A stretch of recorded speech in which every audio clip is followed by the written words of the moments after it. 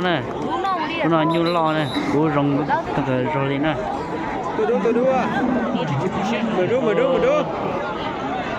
gì đâu rong nè hot cú nó nè sao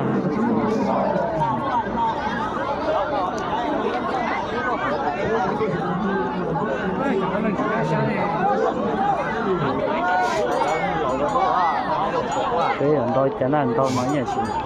nè để to tha trong cưng rồi nè đau rất sư nè và chúng tôi chỉ chơi hay nè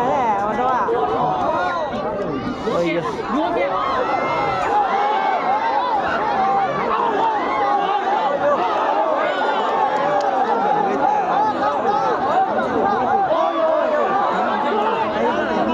to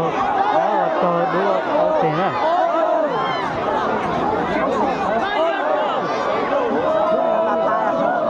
đu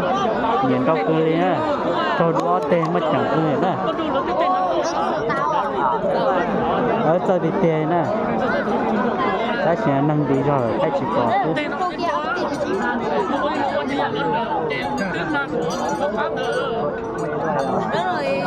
mấy đồng tiền trả rồi là mấy đồng tiền trả đây nó được trả nó này chỗ